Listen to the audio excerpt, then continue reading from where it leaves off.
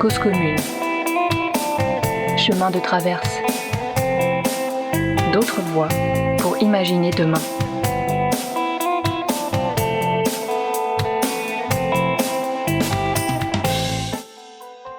Bonsoir à toutes, bonsoir à tous. Ce soir, c'est le 4e épisode de Chemin de traverse, d'autres voies pour imaginer demain. 1 heure pour donner la parole à des personnes qui font évoluer le monde à travers leur vision, leur vécu, leur parcours personnel et professionnel, rendre plus visibles des causes. Notre invité ce soir est Geoffrey Dorn, qui est designer et hacker. Il utilise le design pour œuvrer sur des sujets de lutte sociale et environnementale, en diffusant la culture du hacking, de la contestation et des révolutions contemporaines. Je le remercie grandement d'avoir accepté notre invitation et de nous accorder un peu de son temps et d'être avec nous ce soir en direct. Bonjour Geoffrey Dorn. Bonjour Julie, j'espère que vous allez bien. Vous êtes designer contemporain. Oui. Et vous travaillez sur des projets que vous avez choisis et qui doivent correspondre à vos valeurs. C'est ça, j'essaye en effet de travailler sur des projets que je choisis, on va dire autant des projets qui sont qu'on me propose, sur lesquels on discute et on essaie de trouver une belle idée, que sur des projets que j'initie moi-même, comme des livres, des affiches, etc. et sur lesquels j'essaie d'aller jusqu'au bout. Je suis designer indépendant depuis 21 ans maintenant, ça commence à remonter, et j'ai toujours essayé justement d'être indépendant, de rester indépendant, donc indépendant, ça veut dire plein de trucs, ça veut dire autant indépendant dans mon travail, que dans mes idées, que dans mon statut. Voilà, je suis designer indépendant, donc je suis freelance, je suis pas salarié, je suis pas en CDI, CDD avec un patron, etc. Et puis j'essaye d'œuvrer justement à cette indépendance, à pas trouver par exemple un client qui couvrirait tous mes projets, ou avoir un seul et unique projet sur lequel je m'engagerai corps et âme uniquement. Donc j'essaie de varier justement et de cultiver cette indépendance, aussi sur des questions d'indépendance d'esprit et d'indépendance d'idées, de forger soi-même ses propres idées, ses propres idéaux, les faire évoluer. Quand j'ai commencé il y a longtemps, forcément j'avais pas les mêmes idées, pas les mêmes idéaux, et ça évolue et ça va encore évoluer. J'ai pas encore 40 ans, donc je pense que j'ai encore de très nombreuses années aussi pour faire évoluer tout ça. Et puis cette indépendance, pour moi, elle est importante aussi quand on fait du design. Moi, mon objectif quand je fais du design, autant du design graphique que du design numérique, c'est de rendre les gens aussi plus adultes, plus indépendants, plus résilients, plus forts, plus intelligents, etc. pour qu'ils ne dépendent pas, qu'ils dépendent pas de moi, qu'ils dépendent pas de mon travail, qu'ils aient pas un fil à la patte, etc., etc. Et donc j'essaie d'aller à l'inverse des systèmes aujourd'hui, beaucoup de design ou de marketing, qui obligent en fait les gens à utiliser, payer un abonnement, utiliser toujours le même système, ou ne pas comprendre comment ça marche et donc être dépendant de tout ça. Et donc j'essaie justement d'œuvrer à cette indépendance pour que les gens puissent se passer, on va dire, de moi à force et puissent gagner en autonomie, en liberté, etc. Donc ça, pour moi, c'est important, et ça s'incarne petit à petit dans mon travail de plein de façons différentes. Et qui puisse se passer de vous, c'est au niveau du travail, mais à quel niveau ? Un exemple très concret, par exemple, quand je travaille avec des différents clients, par exemple, je travaille principalement pour des ONG, des associations, parfois des structures privées, mais avec des missions qui me tiennent à cœur aussi et qui ont des belles valeurs, selon moi. Un exemple, c'est que j'essaye toujours, dans les projets que je fais, de donner le plus possible d'autonomie aux personnes. Par exemple, quand je fais une affiche, prenons l'exemple de l'affiche, pour un événement, je vais donner mes typographies, mes fichiers sources, mon processus de travail, et comme ça, ils peuvent posséder l'ensemble de mon travail, pas uniquement le visuel final, mais aussi le détail de tout ça, pour qu'ils puissent, s'ils ont envie, c'est pas obligé, réutiliser la typographie, la charte de la couleur, faire une version différente de l'affiche s'ils en ont besoin ou envie, etc. Et donc j'essaie souvent d'accompagner aussi les clients pour qui je travaille sur leur propre autonomie, voilà, pour que justement moi je sois libéré pour faire d'autres projets et pour que eux puissent s'emparer des outils de création, qui puissent s'emparer des formes de design que moi je peux faire, autant même sur du graphisme numérique, hein, voilà, ça peut, je donne mes fichiers sources, je donne mon code, etc., pour qu'ils puissent se sentir possédés par ce que je peux produire et qu'ils puissent l'utiliser. Pour moi, ça rejoint un petit peu aussi la pensée de Ivan Illich, qui a écrit un super bouquin qui s'appelle La convivialité, et qui propose, justement, Ivan Illich propose de faire des outils conviviaux, c'est-à-dire des outils qu'on utilise, mais pas des outils qui nous utilisent. Et ça, je pense qu'aujourd'hui, il y a plein de choses à imaginer là-dedans dans le design. Oui, c'est très intéressant et effectivement, personnellement, je vais creuser cette idée parce que c'est vrai que je suis comme vous aussi, j'aime donner la liberté aux personnes avec qui je travaille sur mes créations et c'est vraiment une très belle action que vous faites, cette convivialité, cette façon de travailler qui puisse se resservir. C'est vrai que c'est inspirant et d'ailleurs ce que vous faites, votre indépendance, vos choix de vie, vos choix de projet, le fait que vous y arrivez, le fait que vous osez, que être vous-même, tout ça c'est inspirant et on va voir tout ce que vous allez faire sur le hacking, j'ai envie de dire, la contestation. Il faut quand même avoir une certaine liberté pour pouvoir pour proposer tout ce que vous proposez, pour toute cette indépendance. C'est pour moi, je suis admirative et c'est aussi un exemple. C'est aimable. C'est très gentil de votre part et en effet. C'est jamais gagné. Enfin, l'indépendance, pour moi, c'est une direction, c'est pas du tout une finalité. C'est absolument jamais gagné dans le sens où c'est un combat perpétuel. C'est éprouvant, c'est épuisant de refuser, de dire non, de dire ok, bon bah ça, je me passe de ça, mais au moins je garde mon indépendance. Et c'est de l'indépendance aussi,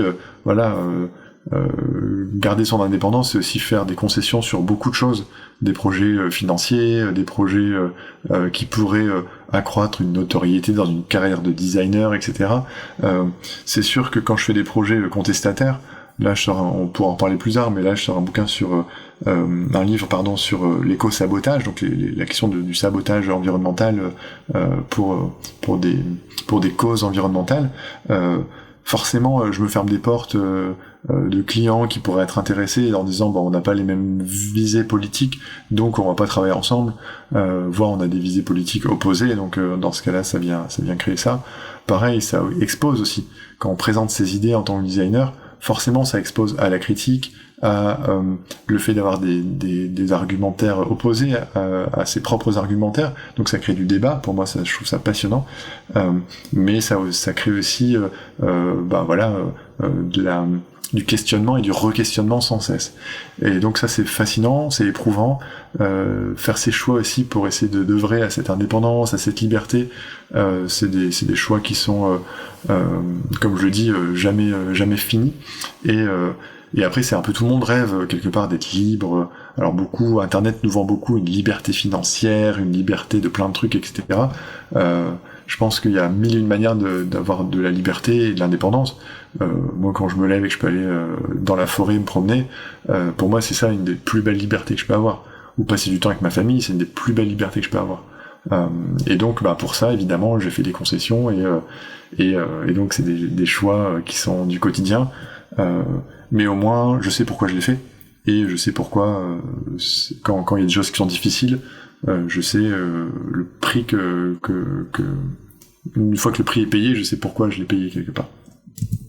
Oui, on a le prix à payer de ne pas rentrer dans le moule de la communauté, de ne pas recevoir tout peut-être cet avantage financier qu'on pourrait avoir, de ne pas être de pas avoir de clients parce que nos choix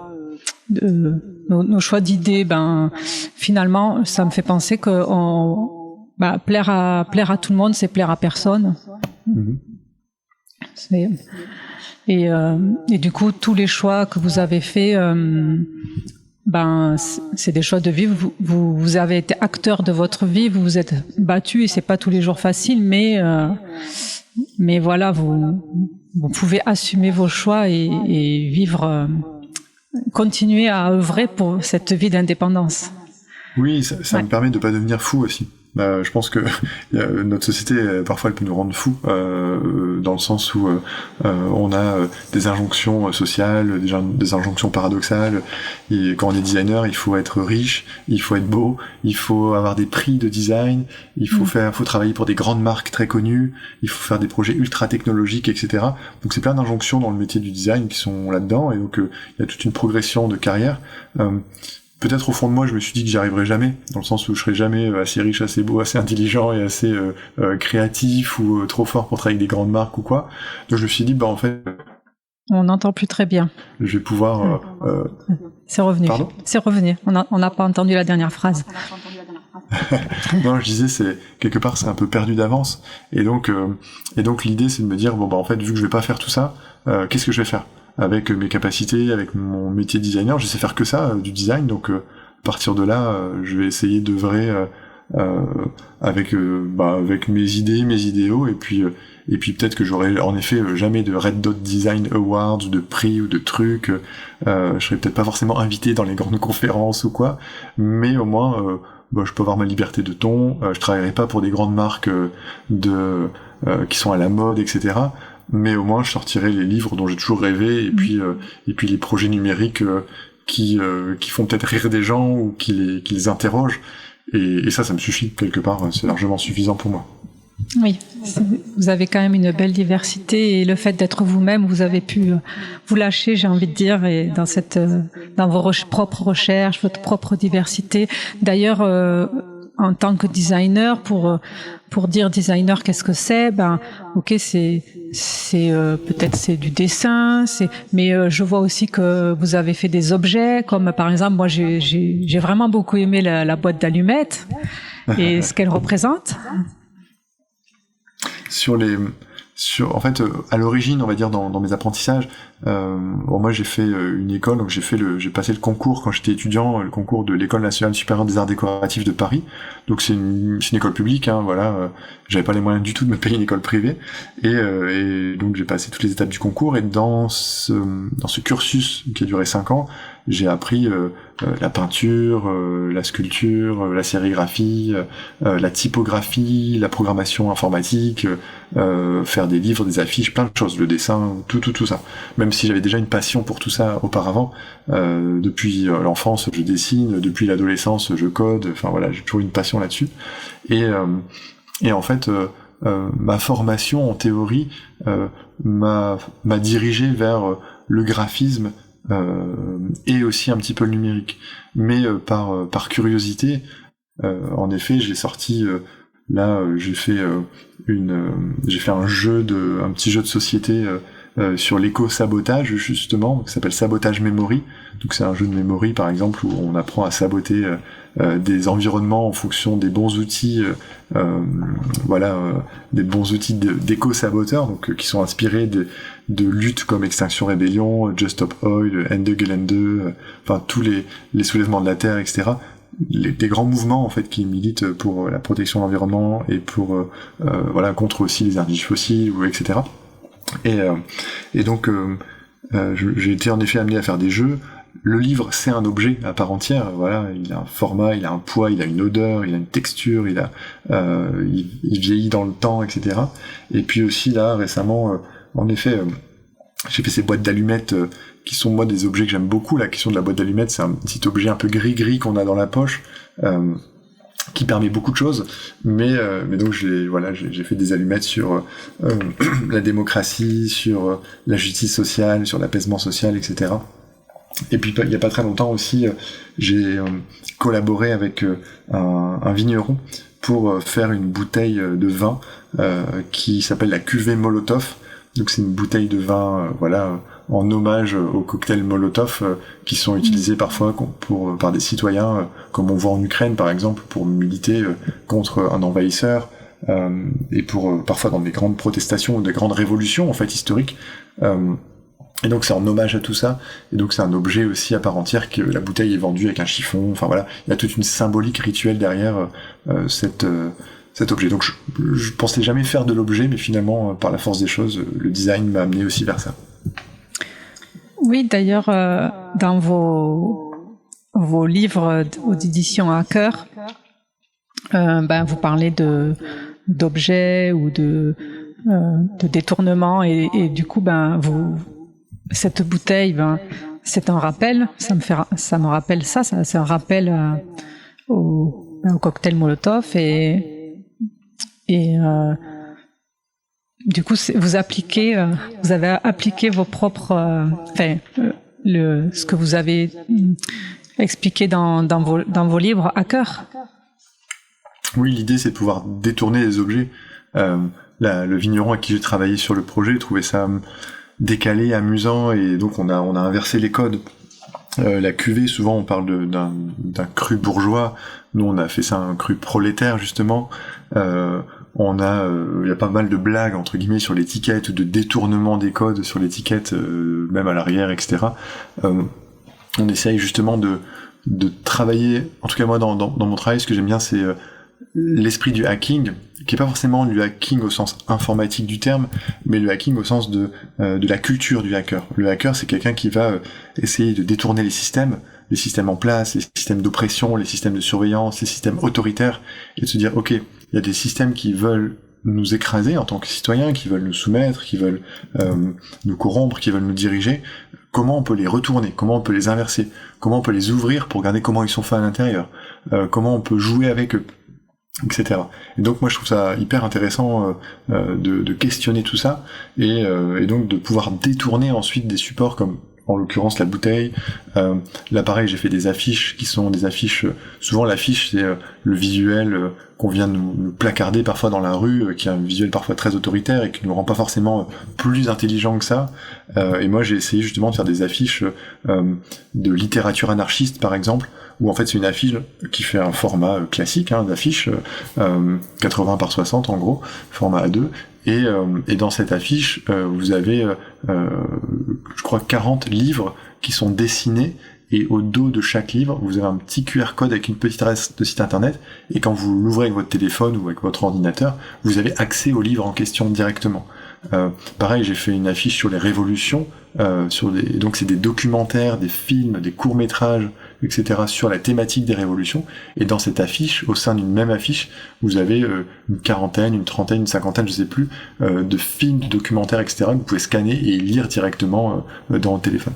Et donc j'essaie comme ça de détourner les supports pour les rendre profonds, intéressants, intelligents, pareil, toujours dans l'idée de nous faire grandir, nous rendre plus intelligents, plus curieux, d'apprendre des choses auxquelles on s'attend pas forcément.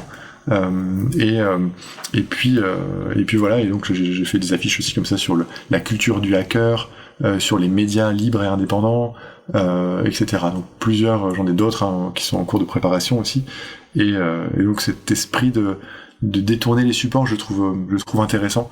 Et là le prochain support, alors je fais une annonce exclue un peu, je l'ai pas encore, j'en ai pas parlé encore, mais le prochain support que je vais essayer de détourner, c'est le livre de coloriage, qui est souvent destiné aux enfants, pour qu'ils soient calmes, pour qu'ils puissent s'exprimer graphiquement. Et là j'aimerais faire un livre de coloriage pour les adultes, mais voilà, c'est en cours de préparation, ça devrait sortir d'ici la fin d'année, donc ça va mettre un peu de temps, mais voilà, je suis assez impatient que ça puisse avancer. Nous serons heureux de colorier, de découvrir les ressources de vos coloriages. D'ailleurs, oui, vous dites ces affiches interactives qui nous amènent à des ressources. Donc, moi je connais votre univers depuis quelques années déjà, je vous suis. Et là, j'ai quand même, pour préparer l'émission, je me suis bien plongée dans votre univers, et c'est quelque chose qui m'a frappé. C'est toutes les ressources que vous donnez. En fait, je me balade dans vos créations très diverses, et il y a partout plein de ressources. On n'en finit pas. C'est tout un univers, et vous donnez beaucoup de matière à réfléchir. Et du coup, c'est très intéressant. Ça donne vraiment envie de découvrir. Je comprends. J'essaye justement pour moi ça vient de ma culture en fait via l'école dont je parlais tout à l'heure, les Arts décoratifs de Paris. J'ai des enseignants géniaux, des gens qui ont fait mai 68, des gens qui ont créé Grappus comme Pierre Bernard, des gens qui ont créé des grandes agences de graphisme, de design politique parfois, culturel souvent. Et en fait cette culture-là, et j'ai aussi eu des gens comme Étienne Mineur, qui est un designer aujourd'hui, un designer contemporain, qui travaille beaucoup le numérique. C'est des gens qui partagent, c'est des gens qui vont questionner, c'est des gens qui diront jamais non à est-ce que t'as 5 minutes, viens on va parler. Et donc j'ai toujours gardé cette culture, ce qui fait que toutes les semaines j'ai parfois 2 ou 3 fois par semaine j'ai un coup de fil avec un graphiste, un designer, un chercheur, un étudiant pour ils ont des questions, ils veulent discuter, donc je suis toujours enclin à échanger. Je trouve ça fascinant parce que moi j'apprends beaucoup aussi des autres et j'aime partager le numérique, internet. Depuis que je suis adolescent, comme je le disais, j'ai créé mes premiers sites web. J'avais même pas internet, je faisais des sites en HTML. Un jour on avait internet à la maison, j'ai pu les mettre en ligne. Alors c'était mal codé, mais voilà, il y avait de l'intention malgré tout. Et puis très tôt j'ai eu un blog, graphisme.fr, graphisme sans E, donc voilà, graphisme.fr, vous pourrez regarder, sur lequel j'ai toujours publié du contenu en lien avec le graphisme, le design, la typographie, l'illustration, le motion design, donc le design en mouvement, l'animation, et tous ces sujets-là. J'ai souvent publié des articles qui parlaient de tout ça. Aujourd'hui, ce site existe encore, ce blog existe encore, j'écris encore de temps en temps dessus, sur des sujets qui me tiennent à cœur. Et puis je partage, pour moi l'idée de produire, c'est aussi de partager. Je fais beaucoup de projets que je mets en libre téléchargement, même sur le site des éditions HTKR, sur le site sur lequel je vends mes livres, etc. Je donne aussi des trucs dans la partie, voilà, dans le menu, il y a une partie qui s'appelle, comment elle s'appelle cette partie, qui s'appelle téléchargement gratuit, et dedans il y a un manuel de désobéissance étudiante, il y a des affiches à télécharger, il y a des illustrations à télécharger, voilà, il y a plein de trucs, j'en ai encore d'autres qu'il faut que je mette dedans, mais j'essaye de donner beaucoup de trucs pour aussi que chacun puisse garder cet esprit du hacking, c'est-à-dire récupérer, se réapproprier, détourner, le faire à sa manière.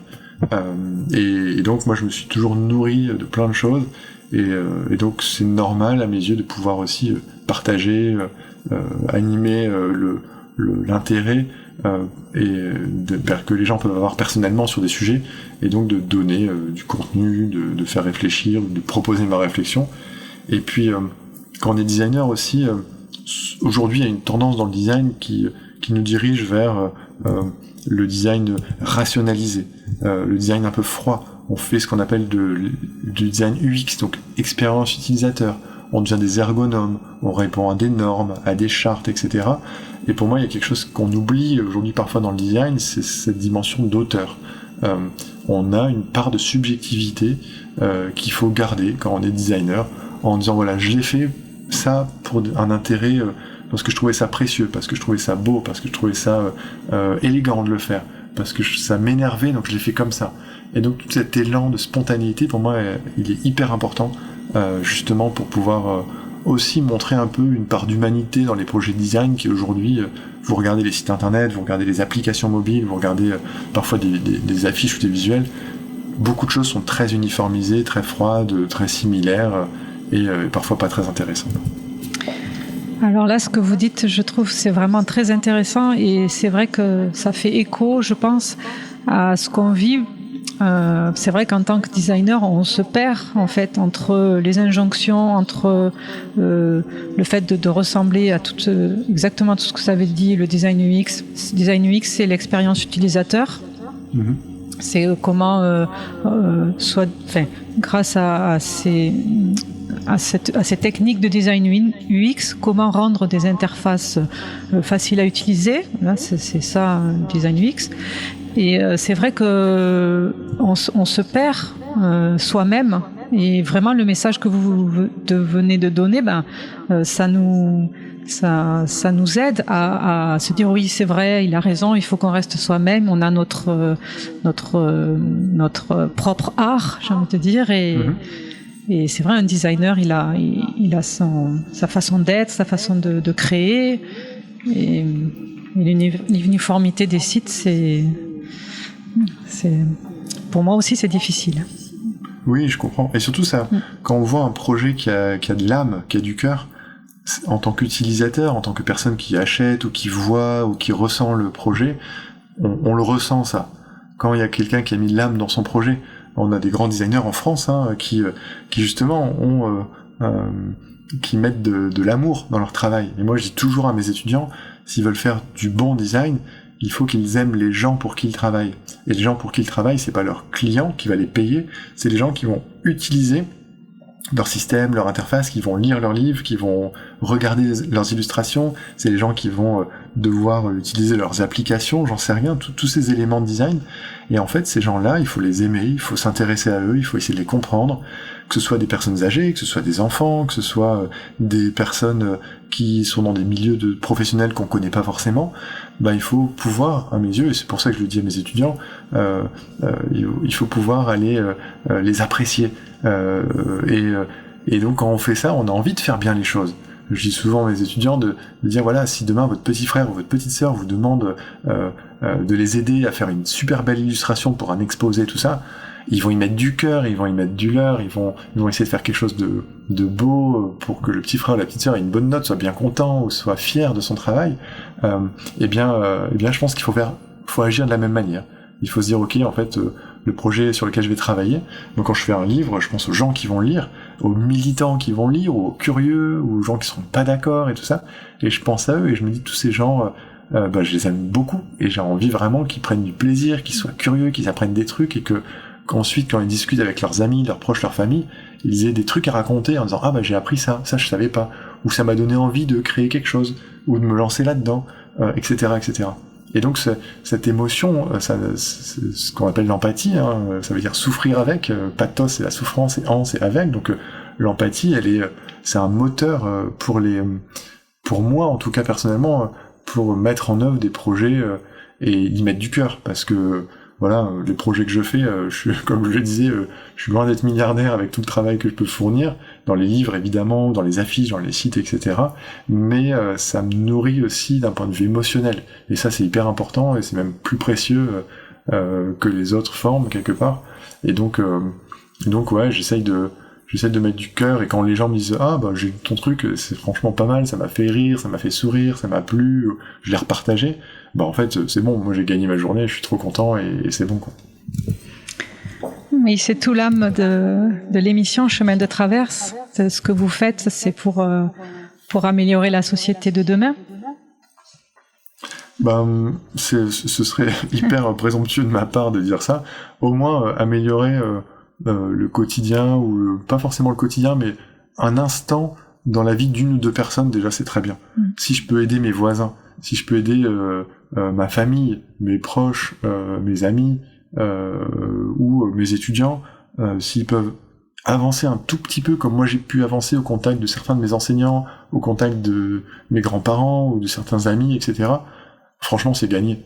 Si dans 10 ans il y a quelqu'un qui dit ça m'a apporté quelque chose, ça me suffit largement.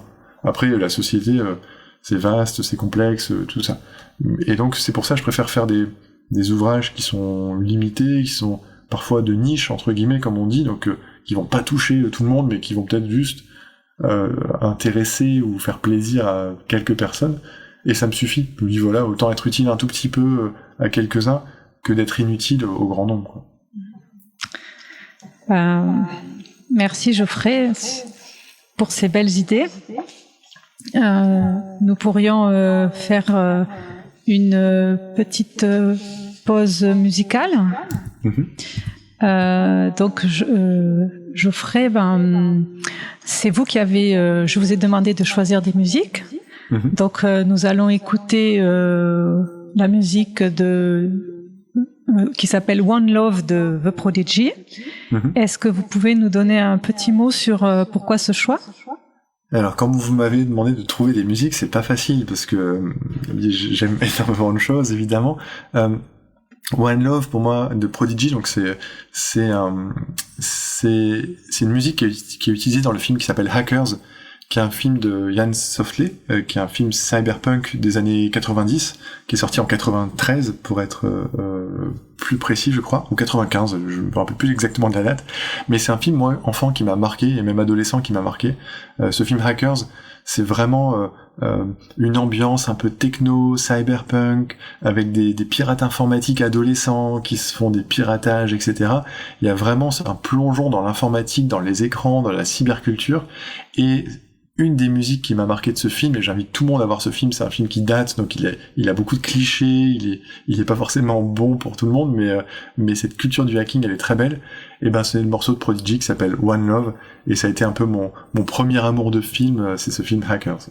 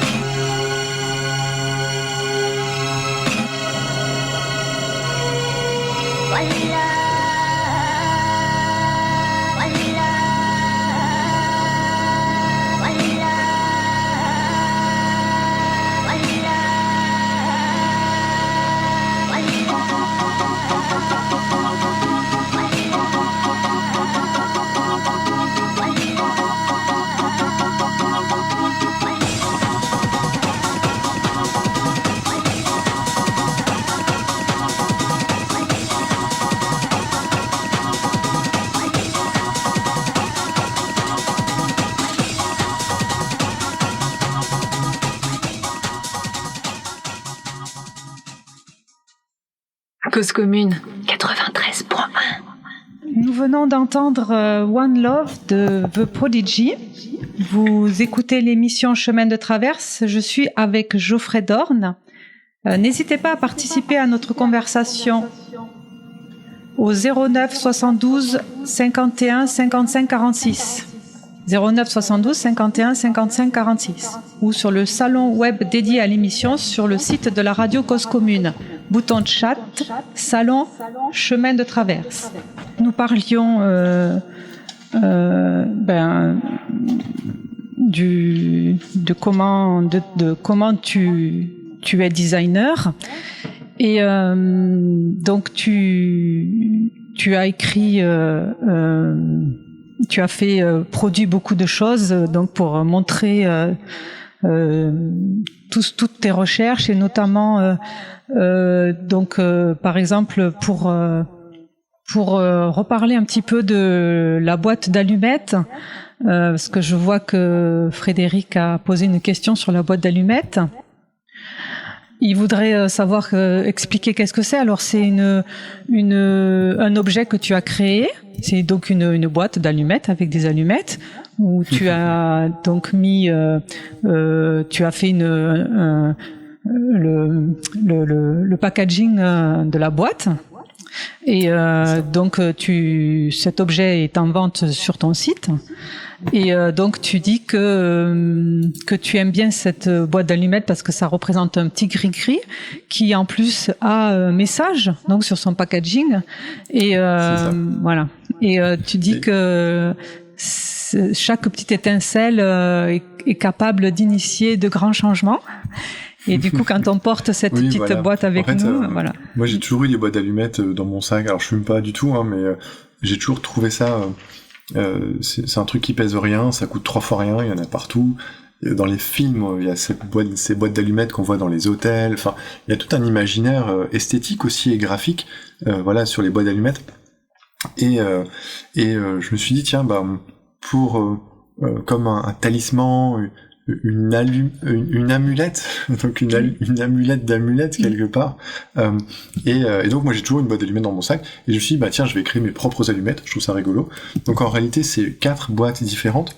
Et je me suis dit voilà, on va faire les allumettes, c'est le feu, ça vient enflammer, ça vient éclairer aussi, éclairer les idées, ça vient enflammer. Alors on voit souvent quand il y a des manifestations, des révolutions, des protestations, des feux de poubelle, mais aussi des feux de palais parfois, ou des feux, des incendies, des feux de joie, ou voilà, il y a plein d'imaginaires autour du feu et c'est aussi l'espoir, c'est la révolte, enfin voilà.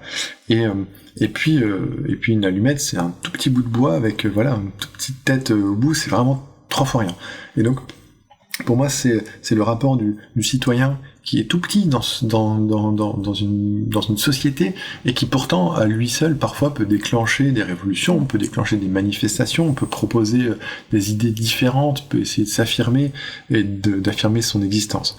Et donc c'est comme ça que j'ai créé ces 4 boîtes d'allumettes. Donc l'idée de chaque boîte, c'est qu'elles sont thématiques. Donc il y a une boîte qui s'appelle Justice sociale et environnementale que j'ai illustrée avec des animaux, du feu, des objets, des outils.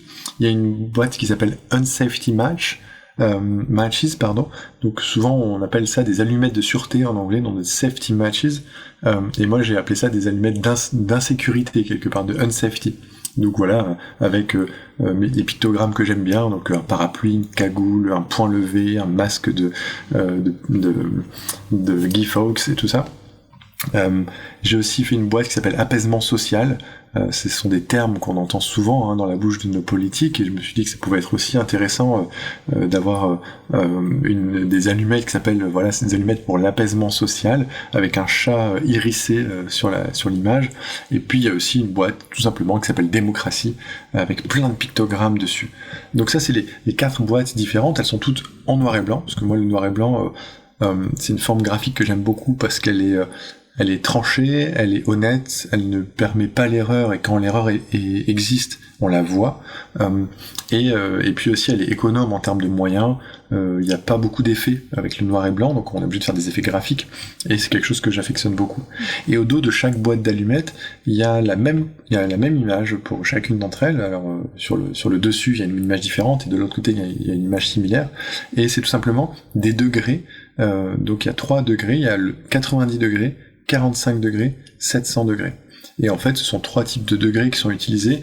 90 degrés, c'est souvent l'alcool à 90 degrés qui est utilisé pour faire des cocktails Molotov. 45 degrés, c'est le lancement du cocktail Molotov, l'angle on va dire, et 700 degrés c'est la température à laquelle brûle ce genre de choses. Et donc voilà, c'est aussi un clin d'œil par rapport à ça pour pouvoir faire ce clin d'œil artistique, graphique à tous les cocktails Molotov qui ont pu être lancés, etc.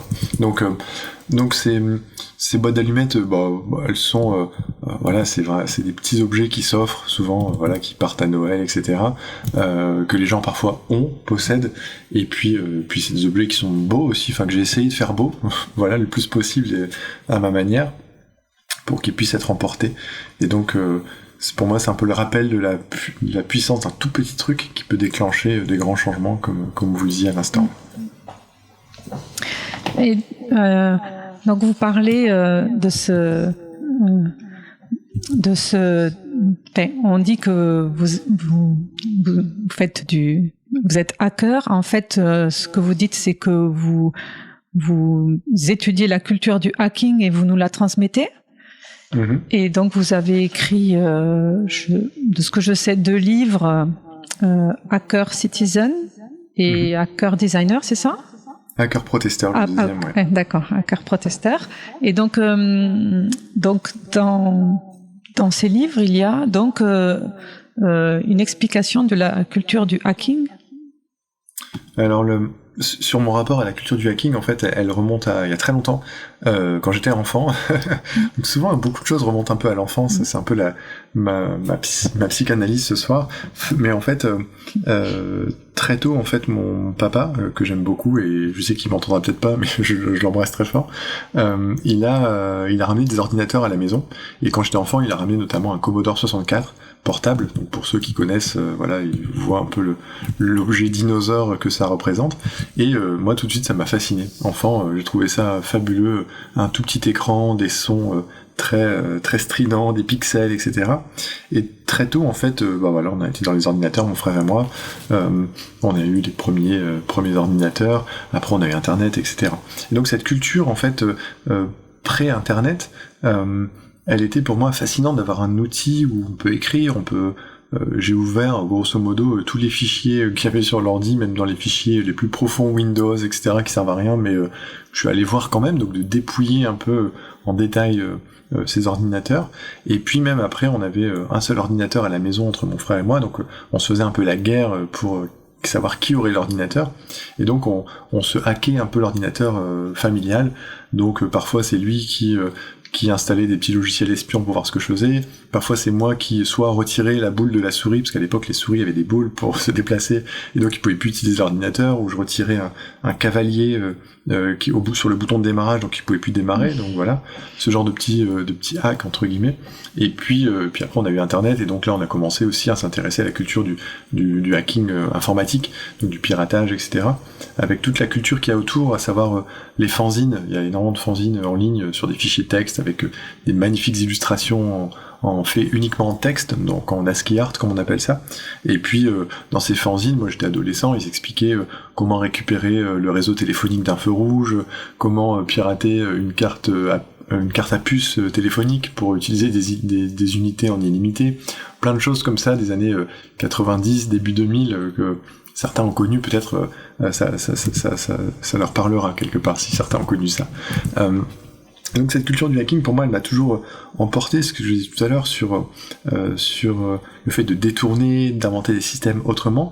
Et quand justement j'ai fait mes études en design, je l'ai emporté avec moi cette culture. Donc j'ai fait pas mal de projets pendant ma scolarité qui faisaient référence parfois au piratage informatique, parfois au hacking, parfois au détournement, etc. Jusqu'à mon projet de diplôme, qui était là pour clôturer mes 5 ans d'études et avoir mon diplôme, qui s'appelait Hacking Citoyen. Et ce projet de diplôme rassemblait un ensemble d'objets, d'outils qui permettaient de déjouer les systèmes de surveillance privés et publics que l'on met envers les citoyens. Et donc c'était par exemple des systèmes qui permettaient de générer des identités numériques aléatoires, Donc tout à coup, en cliquant sur un bouton, on se retrouvait avec une photo générée, avec un faux nom, un faux prénom, une fausse adresse. Tout était généré aléatoirement, un faux numéro de téléphone, un faux numéro de sécurité sociale, etc. Et donc ça crée vraiment une identité numérique aléatoire et différente. J'ai créé aussi comme ça un système qui permettait d'éblouir les caméras de surveillance sans que les humains ne s'en aperçoivent, donc avec de la lumière infrarouge, où voilà, j'avais construit un bonnet infrarouge qui projette de la lumière infrarouge, donc qui vient illuminer le visage du porteur, et donc le porteur ne peut plus être reconnu, même s'il est très visible quelque part parce qu'il est très lumineux. Donc voilà, j'ai fait tout un ensemble de dispositifs que je n'avais pas forcément là, mais donc ça m'a amené à avoir mon diplôme, un diplôme d'État, donc j'ai fait ça aussi dans une école publique, et je trouvais ça intéressant de questionner la surveillance dans une école publique. Ce qui m'a emmené ensuite à faire ce premier livre qui s'appelle Hacker Citizen, donc Hacking Citoyen en français, et dans lequel j'ai rassemblé 50 projets pour que les citoyens, comme vous et moi, puissent se réapproprier l'espace urbain, la ville, et donc que la ville devienne un terrain de jeu pour la hacker quelque part, pour la détourner, pour se la réapproprier. Donc il y avait des chapitres sur déjouer les systèmes de surveillance, mais aussi revégétaliser la ville, partager la culture. Par exemple, il y a des exemples dedans sur la fabrication de bibliothèques de rue, sur la fabrication aussi d'éléments qui permettent de végétaliser la ville, de faire des graffitis hygrophobes, donc qui ne puissent s'apercevoir uniquement que quand il pleut, par exemple, dans la rue, ou encore des projets sur le parking day, où par exemple vous payez votre place de parking, mais vous ne mettez pas une voiture dessus, mais vous mettez un petit terrain de football, un banc avec des livres, mais c'est votre place à vous pour la journée, parce que vous l'avez payé, etc. Donc dedans, il y a 50 projets comme ça, créatifs, décalés, qui sont à la frontière entre les makers, les hackers, les artistes, les designers, les situationnistes un peu aussi parfois, et ensuite, donc ça c'était le premier pas, on va dire, qui rassemblait cette culture-là, et l'étape d'après, pour moi, ça s'appelle Hacker Protesteur, et donc l'étape d'après, j'ai sorti ce livre il y a maintenant 2 ou 3 ans, c'était justement de pouvoir monter d'un cran en disant, voilà, je vais rassembler 100 outils de lutte citoyenne, toujours dans la même démarche, en expliquant comment ces outils sont fabriqués, quel est l'ensemble de la démarche qui est réalisée pour fabriquer ces outils, et c'est des outils de lutte citoyenne, donc par exemple des gens qui utilisent des lasers pour éblouir les caméras, par exemple à Hong Kong, des gens qui utilisent des crosses de hockey sur glace pour repousser les gaz lacrymogènes, par exemple ça c'était à Portland aux États-Unis, et donc pour chaque projet d'outils de lutte citoyenne, je répertorie la date, le lieu où ça a été observé, une source vers la source du projet, j'explique aussi comment c'est fait. Comme ça, c'est une enquête un peu ethnographique, mais aussi un ensemble on va dire, presque comme un guide pratique qui va permettre aussi à chacun de questionner sa capacité d'action pour mener à bien, en effet, une protestation sociale pour la justice environnementale, la justice sociale, et donc ça a été le deuxième pas, et le troisième pas, ça a été justement ce bestiaire d'éco-sabotage que j'ai sorti il y a 3 jours, et justement là je rassemble pareil des projets d'éco-sabotage, donc que ce soit des gens qui font des tunnels sous des ZAD, que ce soit des gens qui vont venir détourner saboter des canons à neige dans les stations de ski là où il n'y a plus de neige, là où des gens vont bloquer des croisières, là où des gens vont mettre par exemple vont dévisser des paquets de sucre, ça fait le tour un peu des informations il y a quelques années maintenant, avec la Ronce qui invitait les citoyens à dévisser des paquets de sucre pour lutter contre le lobby des néonicotinoïdes, etc. Donc c'est vraiment dans une évolution, une pensée, une réflexion pour aussi rassembler cette culture, parce que souvent c'est une culture qui est underground, c'est une culture qui est méconnue, c'est une culture qui est méprisée, c'est une culture qui est illégale aussi parfois, c'est une culture qui est critiquée d'éco-terroristes ou de terroristes de l'action, etc. Donc souvent par les gens qui sont au pouvoir, et donc ça c'est assez difficile pour les personnes de rassembler cette culture. Et donc ce qui est beau là-dedans, c'est que j'aperçois aussi que ce que j'ai noté qui s'est passé à Hong Kong, je l'ai revu 2 ans plus tard aux États-Unis, je l'ai revu 1 an plus tard en France, etc. Donc c'est une culture aussi qui s'exporte et qui se diffuse et qui se réadapte en fonction des moyens culturels physique que les gens possèdent dans leur pays, dans leur culture, dans leur tradition. En Asie, il y a eu beaucoup d'utilisation de lasers, de choses un peu technologiques. En France, on a utilisé les gilets jaunes aussi. Et puis au Chili, ils ont utilisé des filets, par exemple, de pêche, parce qu'il y a beaucoup de pêcheurs, etc. Donc c'est assez fascinant, moi ça me fascine, et tous les jours, il y a des nouveaux systèmes de lutte, de protestation, de contestation qui sont parfois improvisés et parfois aussi très réfléchis.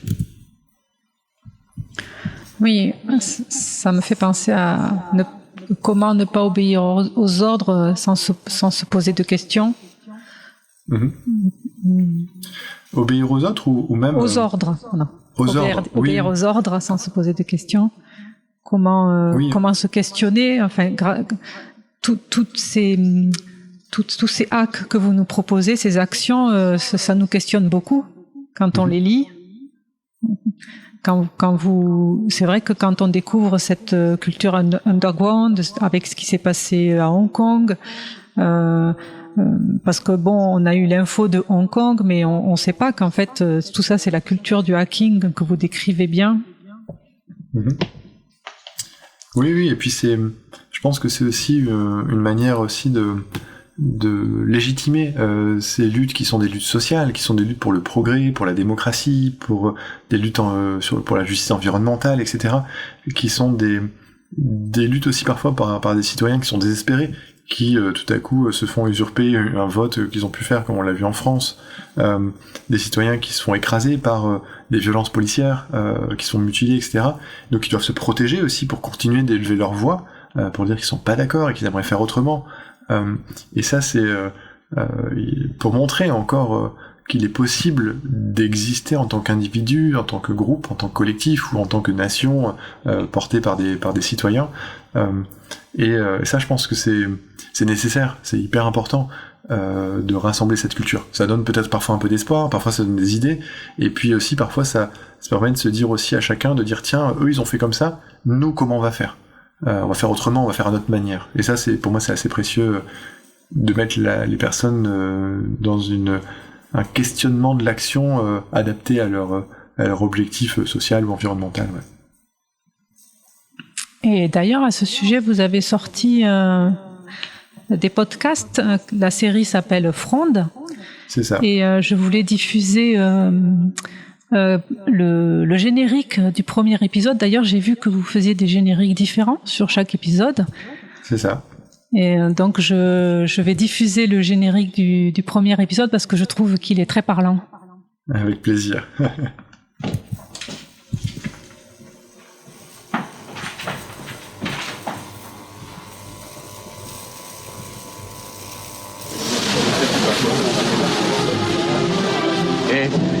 Vous pensez servir le pays? Vous pensez simplement en faire votre boulot en obéissant aux ordres sans vous poser de questions? Ben, posez-vous la question. Parce que quand vous serez vieux, vous aurez ça sur la conscience. Ah ouais, c'est maintenant qu'il faut choisir son camp et vous n'êtes pas dans le bon. Puis finalement, ben, ça va être des pauvres qui vont taper sur d'autres pauvres. Voilà. Et donc après, ça c'est le générique. Après, vous racontez donc à travers tous ces épisodes, je crois qu'il y en a 20. Oui, pendant 20 semaines. Donc chaque mardi à 6h06, pendant 20 semaines, c'était en 2023, vous avez sorti un épisode. Donc c'était en 2023 et c'était 20 épisodes. Donc Frédéric demande si vous allez reprendre ce podcast. C'est une bonne question. En fait, j'ai fait une saison 1. J'avais jamais fait de podcast auparavant. Donc j'avais jamais fait de montage audio non plus. Donc je me suis dit, allez, je vais me lancer à faire un épisode par semaine. C'était assez ambitieux. En même temps, j'ai tenu le rythme en me disant, je vais faire 20 épisodes, ce sera déjà très bien. Chaque épisode dure entre 5 et 10 minutes, en gros. Hein, voilà. C'est un épisode assez court. Et pour chaque épisode de Fronde, le concept, c'était de dire, je vais vous présenter un design d'outils de lutte citoyenne, un peu comme ce que je fais dans Hacker Protesteur, mais à l'audio, avec des extraits, avec des sources, avec un contenu vivant que je raconte avec ma voix, et aussi avec beaucoup d'effets sonores, du montage, etc. Donc beaucoup d'extraits audio dedans. Là, ce qu'on a entendu, c'était issu du film franco-tunisien qui s'appelle Vent du Nord, C'est un film qui est sorti en 2017 réalisé par Walid Mattar, et c'est un super film, donc n'hésitez pas à le voir, il est très émouvant. Et j'espère pouvoir reprendre ce podcast peut-être en début d'année prochaine. Là, je me suis laissé du temps parce que j'ai besoin de remplir ma besace de choses à raconter, et pour pouvoir le refaire. J'aime beaucoup l'exercice parce que la question du son, elle est précieuse, et puis là on l'entend avec la radio, hein. On a une voix qui nous parle dans les oreilles, c'est très intimiste, en même temps c'est très vivant comme support, comme médium. J'avais jamais pratiqué ça auparavant, et j'ai essayé de m'améliorer au fil des épisodes. Donc certains épisodes au début sont pas terribles en termes de qualité, et puis petit à petit j'essaye de m'améliorer, et donc la prochaine saison, si j'arrive à faire 20 épisodes à nouveau, sera forcément un petit peu mieux, j'espère. En tout cas, je les ai écoutés et ils étaient très agréables à écouter. Et comme Merci. vous dites, vous mettez des petits éléments sonores entre chaque paragraphe, et c'est tout petit, très, très fin, très agréable. Et donc il y a des génériques différents pour le début de chaque épisode, et du coup, enfin, on voit vraiment, comme vous dites, vous avez réussi à tenir pendant 20 semaines, parce que on voit bien que il y a énormément de ressources. Vous avez fait une très grande enquête. Vous faites d'ailleurs beaucoup de recherches et d'enquêtes pour pouvoir nous apporter tout ce qu'il y a dans ces podcasts, dans toutes vos créations. Donc, on comprend bien que, comme vous dites, il faut ramener encore des choses dans la besace. Mais en tout cas, c'est très riche. Même si ça dure pas longtemps, c'est très riche. Et voilà. Merci beaucoup. Puis s'il y a des gens qui veulent le découvrir, vous tapez podcast Fronde sur toutes les applis de podcasts, etc. Et sous chaque podcast, donc sous chaque épisode, il y a les sources aussi.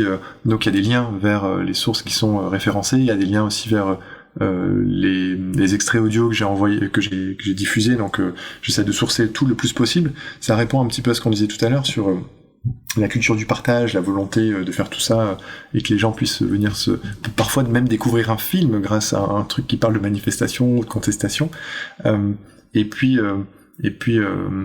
l'idée, c'était que chacun puisse repartir avec un petit bout sur un podcast. On peut repartir avec une idée, on peut repartir avec une information à raconter, on peut repartir avec un film ou une musique à découvrir.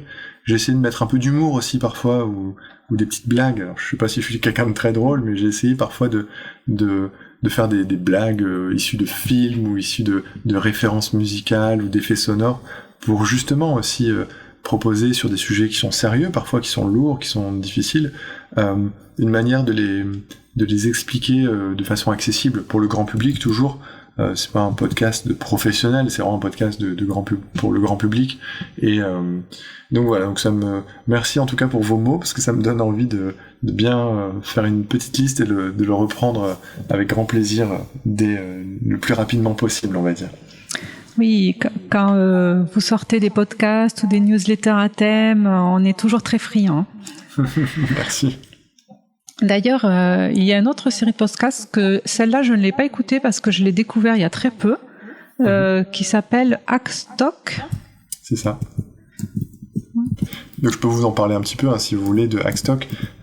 Ça, Hackstock, je l'ai pas fait tout seul, je l'ai fait avec un ami qui s'appelle Jérémy.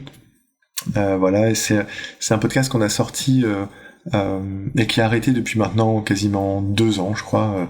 Voilà, c'est un podcast qu'on a sorti, on a fait 14 épisodes. C'est des épisodes qui sont beaucoup plus longs, ça dure 1 heure, parfois un peu plus. Et c'est un podcast sur la culture hacker et sur la vie privée. Donc avec Jérémy, donc c'est un ami de longue date, que voilà, on a beaucoup de sujets et d'acquaintances, on va dire, dans des thématiques qui nous parlent. Et sur chaque épisode, on essaye de faire une thématique sur la surveillance, sur Edward Snowden, sur les films de la culture hacker, sur des livres, sur l'esthétique du hacking, etc. Donc on parle un petit peu d'actualité parfois. On parle aussi d'outils de hacking, mais plutôt pour se protéger, pour protéger sa vie privée. Parfois on parle de jeux vidéo, parfois on parle aussi on va dire de musique, etc. Donc c'est assez vivant, on va dire, comme podcast, et on l'a arrêté par manque de coordination et d'organisation, mais les épisodes sont encore en ligne. Et il y a encore dedans, vous pouvez retrouver des références, des conseils aussi sur des ouvrages à lire ou des vidéos à regarder. Et c'est un podcast que j'ai pris grand plaisir à enregistrer avec mon ami Jérémy. Donc pareil, j'espère un jour qu'on pourra le reprendre sous une forme ou une autre, parce que c'était toujours des très bons moments de discussion, d'échange avec lui, et de réflexion aussi sur les limites de comment un citoyen peut préserver sa vie privée, peut se protéger par rapport à la surveillance en ligne, la surveillance numérique, etc. C'est compliqué, c'est difficile, et puis c'est jamais gagné complètement, donc c'est un deuxième podcast. Bon, c'est Jérémy qui s'occupait de tout, hein. Moi, je faisais pas le montage, je faisais pas les inserts audio, je faisais rien de tout ça. Je venais juste parler un peu, mais voilà, je remets à César ce qui doit être à César. Oui. D'ailleurs, sur le site Cause Commune, à la page Chemin de Traverse, vous verrez l'émission de Geoffrey Dorn, et dedans je vais mettre le plus de liens et de références possibles. Il y a d'ailleurs le lien vers les podcasts Fronde, il y a les liens sur votre site, depuis votre site on peut aller sur toutes vos créations. J'ai mis le lien sur les éditions HCKR. Okay. Et je vais aussi mettre des liens de choses qu'on a parlé ce soir, si des personnes veulent approfondir et voir de quoi on parlait, s'ils n'ont pas capté tous les mots, les noms qui ont été cités. Oui, avec grand plaisir, merci. Alors, je vois que le temps avance, et il y a quand même, donc vous aviez choisi 3 musiques. Et dans les 3 musiques, je sais pas si on aura le temps de toutes les diffuser, mais j'ai quand même bien envie de diffuser une qui m'a assez touchée, et je voudrais bien qu'on ait le temps de la diffuser. Du coup, je vais le faire maintenant. D'accord. C'est la musique qui s'appelle Entraîneau. Alors, vous m'avez dit que c'est une chanson de l'armée française. Donc c'est une musique qui vous touche beaucoup, et donc est-ce que vous pouvez nous raconter le choix de cette musique, et après on va l'écouter? Alors je vais le faire de façon très succincte parce qu'il y aurait beaucoup de choses à dire sur cette musique. En effet, c'est une chanson de l'armée française, donc c'est une chanson où il y a des voix, c'est très, il y a beaucoup d'émotions dans la chanson. Ça parle de froid, de neige, de traîneau, et on sent qu'il y a l'armée derrière, il y a les soldats, etc. Et moi, en fait, c'est un lien culturel que je fais par rapport à mes grands-parents maternels, qui sont un hommage à mon grand-père, qui était soldat français, qui a été déporté, qui a connu la Seconde Guerre mondiale, et qui a rencontré tout bêtement ma grand-mère, qui était russe, qu'il ne connaissait pas du tout auparavant, qui était elle aussi déportée. Ils se sont rencontrés tous les deux dans le même camp, dans la forêt noire, en Allemagne. Et donc, ils ont vécu le froid, la neige, ils ont vécu tout ça, ils ont même eu un enfant dans ce camp. Et donc, cette chanson, pour moi, elle vient rassembler le froid, la neige, le fait de partir aussi, le fait de s'en aller en traîneau, de tout ça, et aussi ce parcours de soldat de mon grand-père. Et en plus, c'est un air russe qu'on entend là. Donc c'est vraiment le mélange des deux, et quand j'ai compris cette musique par rapport à mon histoire personnelle, elle m'a mis des frissons, et je voulais la partager parce qu'elle est très personnelle, et en même temps, elle ne m'appartient pas du tout, donc c'est l'occasion de la partager. Oui, elle m'a donné des frissons aussi. Merci beaucoup, Geoffrey, pour ce partage. Donc, on se retrouve dans 2 minutes. Belle soirée à l'écoute de Cause Commune, la voix des possibles.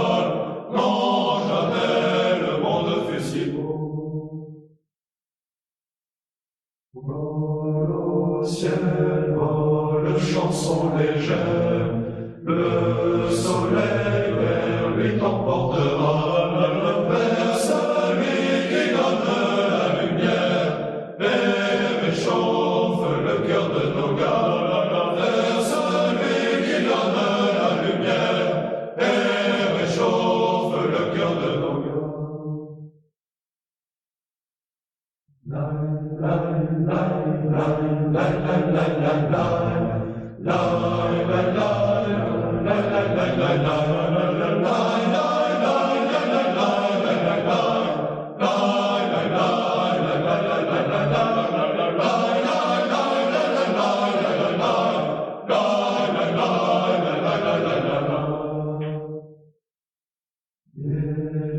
Le soir quand la nuit est rebelle, mon cheval s'empresse au grand galop, mais mon cœur lui reste aussi fidèle. Non, jamais le monde fut si beau, mais mon cœur lui reste aussi fidèle.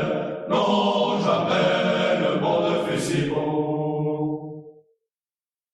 Cause commune 93.1. Donc nous revoilà, nous venons d'entendre Entraîneau, une chanson de l'armée française. Vous écoutez l'émission Chemin de Traverse, je suis avec Geoffrey Dorn. N'hésitez pas à participer, il vous reste encore une vingtaine de minutes au 09 72 51 55 46 ou sur le salon web dédié à l'émission sur le site de la radio causecommune.fm, bouton de chat, salon Chemin de Traverse.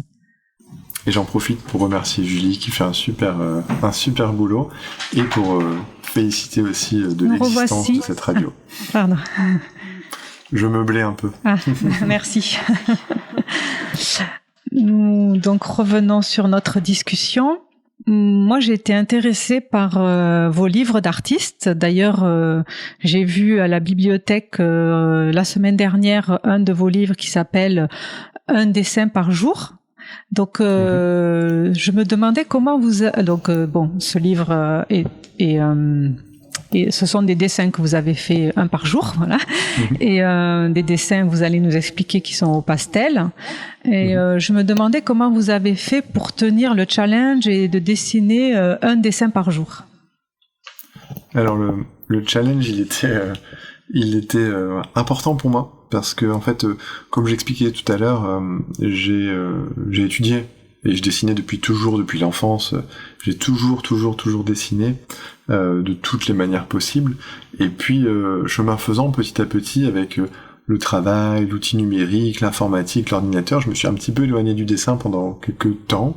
Et il était temps que ça s'arrête de cet éloignement. Et donc, je me suis dit, voilà, si j'essaie de faire un dessin, il faut qu'il soit parfait, il faut qu'il soit beau, parce que voilà, j'en fais pas très souvent, donc s'il est raté, je suis un peu déçu, quoi.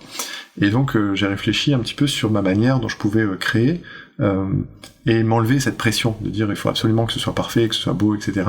Et donc je me suis dit en fait le meilleur moyen pour évoluer techniquement, pour progresser aussi dans la manière de faire, et aussi pour m'enlever toute cette pression, c'est de faire un truc par jour. S'il est raté, c'est pas grave, j'en refais un demain. S'il est bien, tant mieux. Et puis aussi de le partager, parce que mes profs de dessin, quand j'avais 16-17 ans, que je faisais des cours, etc., aux Beaux-Arts, me disaient que si je dessinais et que je mettais ça dans un tiroir, c'est comme si je n'avais jamais rien fait, que mon dessin n'existait pas, et donc il fallait que je le partage, que je le montre, que j'en discute avec d'autres personnes, etc. Et puis c'était les débuts d'Instagram, et pendant très longtemps, je n'utilisais pas Instagram volontairement, je ne savais pas quoi y mettre, et je me suis dit, voilà, c'est l'occasion que ce dessin par jour, je le partage tous les jours, je fais la photo avec mon téléphone et je la partage sur Instagram. Et puis ça m'a permis, entre le premier dessin et le 365e dessin, de progresser techniquement, de progresser même sur les cadrages, les couleurs. Alors le pastel, c'est pour ça aussi que j'ai choisi ce matériau, c'est parce qu'en fait c'est un matériau qui ne trahit pas, c'est-à-dire que si je fais un gros trait rouge en plein milieu de ma feuille, il va rester, il ne pourra pas bouger, ni être effacé, ni être gommé. Donc c'est ce que je disais aussi avec le noir et blanc tout à l'heure, c'est que c'est quelque chose qui est franc et qui est sincère et qui va tout de suite dans une puissance graphique. Et puis ça se mélange bien avec d'autres couleurs, les couleurs sont vivantes, sont vibrantes, etc. Et donc ça a été le carnet dans le sac qu'au quotidien, ça a été parfois de me dire, waouh, il est 22h45, j'ai toujours pas fait mon dessin, vite, je me dépêche. Et puis du fait que je le partageais sur les réseaux sociaux, parfois les gens m'écrivaient pour me dire, bah alors, il est où ton dessin, tu l'as pas encore fait, quoi. Et donc j'avais cette volonté de tous les jours trouver 5 minutes, 10 minutes, un quart d'heure, ça dépendait du temps que j'avais devant moi, pour faire un élan de dessin. Parfois l'inspiration venait de quelque chose que j'avais vécu dans la journée, parfois c'était de la pure imagination, j'allais chercher quelque chose, parfois c'était juste un portrait, un visage qui sortait de ma tête, parfois c'est parce que j'avais vu un film, ou que j'avais entendu une histoire, ou que j'avais lu un livre, etc. Et donc j'ai essayé comme ça de progresser, et à la fin je me suis dit, bon bah voilà, maintenant j'ai 365 dessins, je vais en faire un petit livre, je vais les relier, et puis je vais les diffuser si ça intéresse des gens, etc. Donc ça a été quelque chose ensuite que j'ai réitéré par la suite, une deuxième année, où là j'ai travaillé plus avec des aquarelles et d'autres supports vraiment plus aquarelles. Voilà, donc j'ai fait 2 fois 365 dessins, 2 fois ce challenge-là. Et puis ça m'a permis aussi de me dédouaner sur mes projets, de me permettre de prendre conscience, même aujourd'hui dans mes projets d'affiches, dans mes projets numériques, de me dire, je fais le projet. Bah, s'il est raté, c'est pas grave. S'il est imparfait, c'est pas grave. Au moins, il existe, il est sorti. Et puis, des projets, j'en ferai encore des dizaines et des centaines et des milliers, peut-être dans ma vie, j'en sais rien. Et donc, ça enlève un peu une forme de pression extérieure. L'important, c'est de faire sortir ce qu'on a en soi et de le créer. Et après, bah, c'est aux gens de le recevoir comme ils ont envie de le recevoir, comme ils le ressentent émotionnellement. Donc, ça, c'est plus dans mes mains, quelque part. Eh bien, moi, quand j'ai tenu ce livre, donc je l'ai trouvé à la Bibliothèque nationale de France à François Mitterrand sur le site. Moi, je l'ai trouvé justement. Vous êtes vous-même et on n'est jamais meilleur que quand on est soi-même, et du coup, c'est pas raté. J'ai pas l'impression que c'est raté. Même pas un dessin. Il y en a en particulier quelques-uns qui m'ont beaucoup plu. Mais pour moi, c'est vraiment un livre d'artiste où il y a sur la page de gauche le numéro du dessin 1, 2, 3, 4, 5 jusqu'à 365, et sur la page de droite sur la page de droite, il y a le dessin donc que vous avez fait pour la journée.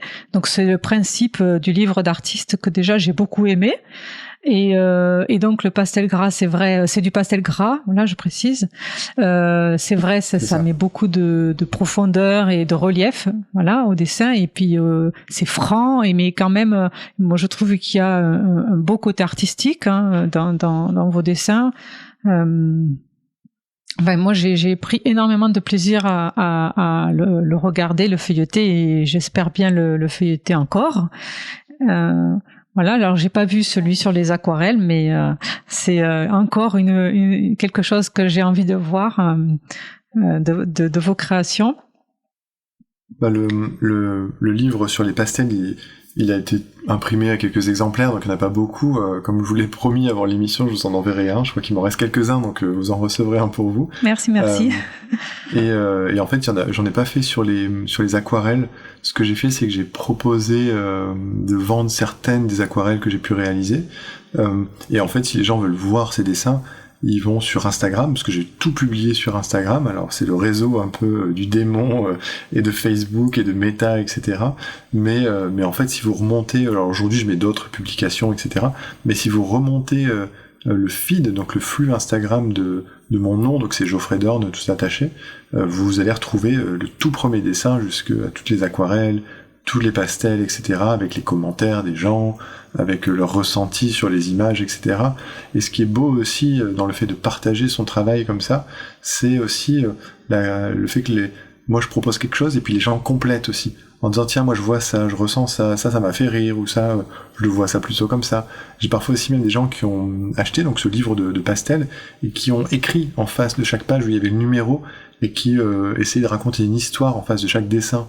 Donc il y a eu plein de choses comme ça qui ont poursuivi en fait autour de ces pastels, autour de ces dessins, et qui ont fait leur petit bonhomme de chemin. Donc ça a été une belle expérience, et j'invite toutes les personnes qui veulent se lancer dans des trucs qui osent pas forcément, à commencer par un premier pas en disant voilà ça va être nul mais c'est pas grave, au moins je démarre bien quelque part, il faut bien commencer, et le faire le plus souvent possible.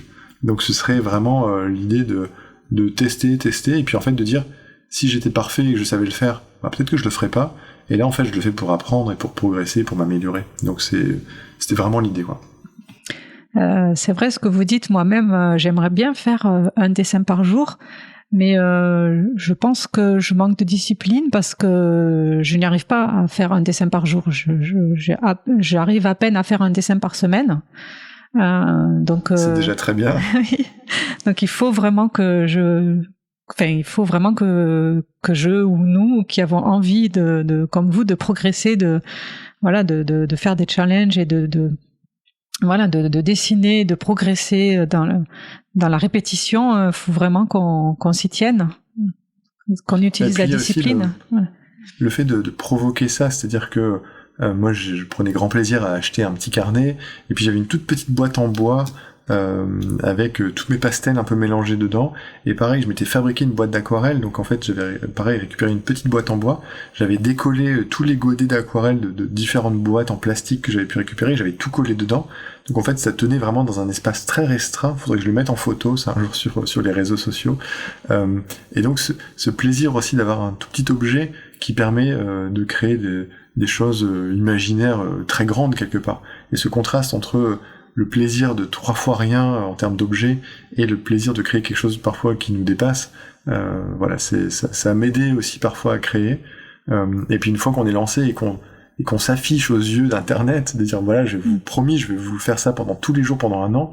En fait, si vous ratez, bon, c'est pas grave, si vous ratez un jour ou 2, mais si vous arrêtez en plein milieu du challenge, forcément, il y a des gens qui vont vous dire, alors, ça en est où? Donc on aura un petit peu de retour, de pression ou quoi, donc c'est un peu stimulant aussi en ce sens, quoi. Ok, bon, merci. Frédéric a posé une question dans le chat. Parce que tout acte de design se doit d'être vecteur d'habitabilité du monde. Les projets réalisés visent à rassembler, partager, engager chacun vers une démarche d'ouverture. Qu'entendez-vous par habitabilité ? Alors c'est une très belle question, en plus c'est un mot que j'emprunte à un enseignant-professeur qui était à l'université de Nîmes, qui est aujourd'hui aussi au Québec, qui s'appelle Alain Findely, qui est un théoricien aussi du design, et en fait, on le sait pas forcément, mais voilà, si demain je vous dis c'est quoi la définition du métier d'un garagiste ou d'un boulanger, plus ou moins, ou d'un médecin, plus ou moins vous allez réussir à me donner cette définition. Par contre, dans le monde du design, on a une particularité, c'est que c'est très compliqué de définir le design. Et les designers sont pas d'accord entre eux pour dire qu'est-ce que c'est que le design. Est-ce que c'est fabriquer des produits? Est-ce que c'est répondre à des problèmes? Est-ce que c'est trouver des solutions? Est-ce que c'est faire rêver les gens? Il y a plein de définitions au mot design, et moi j'ai tendance à dire que chaque designer a sa propre définition.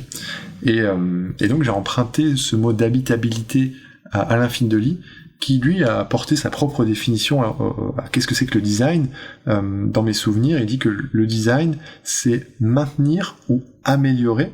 Déjà, maintenir, c'est pas mal. Améliorer, pourquoi pas. Ce qu'il appelle l'habitabilité du monde dans toutes ses dimensions, à savoir faire que le monde soit habitable. Habitable entre nous, êtres humains, habitable entre les humains et ce qu'on appelle aujourd'hui les non-humains, donc voilà, les autres espèces, végétales, animales, etc. Et donc, que le monde puisse continuer d'être habitable, qu'on puisse continuer de vivre ensemble au sein du monde. Et donc c'est pour ça que j'ai repris ce terme d'habitabilité, en disant que l'acte de design, selon Alain Findely, et avec mon regard aussi dans lequel je m'inscris dans sa pensée à lui, c'est que l'acte de design, de création, de projet, etc., doit être un vecteur, donc doit s'orienter vers ce qu'il appelle lui l'habitabilité du monde, et donc j'essaye de dire que moi les projets que je fais essayent parfois de rassembler, de partager, d'engager chacun vers cette volonté d'ouverture au monde, d'ouverture aux autres, d'ouverture à la curiosité, d'ouverture à soi-même, etc. Donc c'est un peu ce que j'entends par là. Et puis ça, j'ai écrit ça donc sur mon site d'atelier design qui s'appelle Design and Human, le design et des humains. Et aujourd'hui, en fait, en ayant avancé dans ma réflexion aussi au travers des éditions HCKR et de mes projets d'engagement politiques et sociaux au travers du design, j'essaye de dire que le design pour moi c'est aussi l'outil de mes engagements, parce que comme vous l'aurez compris, voilà, j'ai des engagements sociaux, des engagements politiques, des engagements environnementaux, etc. J'ai pas mal d'engagements, et en fait je ne sais être que designer, je sais faire que du design dans plein de manières différentes, mais c'est tout.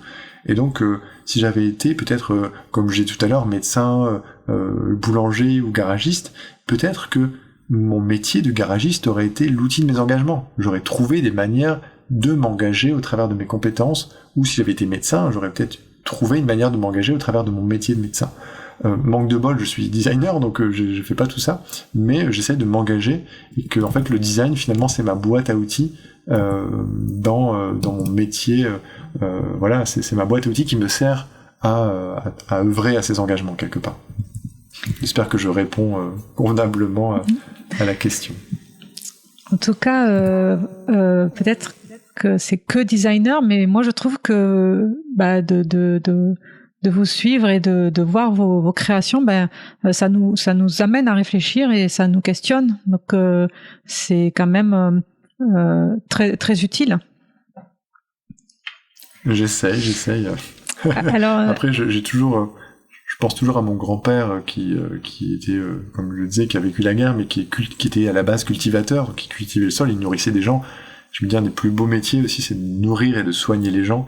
Et voilà, donc je me dis, je suis que designer dans le sens où c'est un métier dont parfois on a l'impression qu'on peut se passer vraiment, alors que nourrir les gens, c'est quand même vachement plus important. Et peut-être un jour, voilà, dans la deuxième partie de carrière, je changerai d'orientation, on verra bien. Ou je ferai du design de nourriture. De nourriture. Alors, il nous reste quelques minutes, très peu d'ailleurs, et j'avais émis le souhait, j'avais bien envie que vous nous lisiez un court extrait de 1 ou 2 minutes de votre livre qui s'appelle Madeleine Pelletier, 15 ans, anarchiste féministe. Voilà, ça m'a beaucoup parlé quand j'ai vu ce livre, et il est illustré, donc pour moi c'est aussi un livre d'artiste. Pouvez-vous nous lire 1 ou 2 extraits avant la fin de l'émission? Avec plaisir. Alors pour me donner un peu de contexte, c'est un petit livre qui a 60 pages à peu près, je crois. Chaque page est illustrée par une gravure que j'ai réalisée, et en fait ce livre, il est issu des archives de la préfecture de police de 1900, parce qu'en fait ça raconte l'histoire d'une jeune femme donc de 15 ans qui était anarchiste et féministe et qui organisait des réunions pour créer un comité, le groupe qui s'appelle la Femme Libre, un comité pour écrire un manifeste anarchiste, et donc ce qui est intéressant, c'est que ces réunions à l'époque, donc en 1900, étaient infiltrées par des policiers, et ces policiers retranscrivaient avec leurs mots de l'époque les réunions, comment elles se passaient, etc. Et donc on n'a aucune trace de l'histoire de Madeleine Pelletier en dehors de ces témoignages de cette jeunesse de Madeleine Pelletier, en dehors de ces témoignages de la préfecture de police, et donc j'ai sorti ce livre en me disant que ça pouvait être aussi une image de se dire, c'est incroyable qu'une jeune fille de 15 ans déjà a des convictions anarchistes, féministes, qui organise des réunions en non-mixité et qui prévoit d'écrire un manifeste. Et donc je trouvais ça fascinant, donc je me devais de faire ça. Donc je vais vous lire un extrait de la page 23 qui s'appelle La Femme Libre. Paris, le 15 janvier 1890. Hier soir a eu lieu, salle de la Porte, 19 rue de Clignancourt, une réunion organisée par le groupe anarchiste de Montmartre, La Femme Libre. L'assistance se composait de 12 femmes et de 6 hommes, bien que les femmes seules dussent être admises. La séance a été ouverte à 9h du soir. Plusieurs assistantes ont critiqué la conduite de Lucien Veil qui va dans leur réunion pour faire de la contradiction volontaire. Veil a répliqué qu'il était dans son devoir d'anarchiste de se rendre dans toutes les réunions, autres que celles données par les camarades, afin d'y parler contradictoirement. C'est ainsi qu'il a dit qu'il se rend parmi les boulangistes, les possibilistes, etc.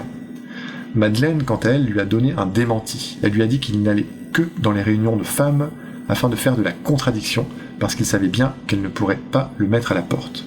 Veil n'a pas moins persisté à dire qu'il ferait tout ce qu'il pourrait pour empêcher les réunions de femmes. Madeleine a ainsi démontré que l'on étudia les moyens à employer pour attirer les femmes au groupe, elle s'est prononcée contre les syndicats de femmes également. Boulanger a trouvé le titre donné au comité très mauvais. Elle ne voudrait pas y voir figurer les mots anarchistes et révolutionnaires, car selon elle, ils effraient trop les femmes qui seraient tentées de venir au groupe. Elle a préconisé plutôt la formation de syndicats féminins. Enfin, il a été décidé que les annonces ne porteraient plus que le terme « réunion de femmes libres ». Une assistante a trouvé drôle aussi que les hommes ne fussent pas admis parmi elles, alors que ceux-ci admettent parmi eux toutes les femmes. Boulanger voudrait qu'il fût fait de feuilletons anarchistes afin d'instruire les femmes. Madeleine et une assistante ont manifesté le désir qu'on fît dans leur réunion la lecture de brochures anarchistes, et on a décidé qu'une réunion aurait lieu ce soir, même salle, et qu'une soirée familiale serait tenue dimanche au Café Charles, 2 boulevard Barbès, à 9h du soir. La séance a été levée à 11h30 du soir. Je m'arrête là, mais ce sont plein de petits moments comme ça où on sent qu'il y a des tensions, qu'il y a des critiques, qu'il y a le fait de chercher des termes, le fait de la non-mixité de réunion en 1890, ça paraît inimaginable presque de cette époque, et de voir aussi comment les contradicteurs essayaient d'imposer, de s'imposer pour des motifs idéologiques. Au final, dans le livre, on comprend, et si certains veulent le lire, voilà, vous pourrez le comprendre, que ils avaient pour objectif justement d'écrire un manifeste. Donc ils ont écrit un manifeste. Hélas, il n'y aura jamais aucune trace de ce manifeste. Je ne l'ai jamais retrouvé, ni sur Internet, ni dans des archives. Peut-être un jour, ça arrivera, on ne sait pas. Merci Geoffrey, l'émission se termine tout juste donc merci beaucoup Geoffrey et rendez-vous mercredi prochain. Merci encore Julie, au revoir.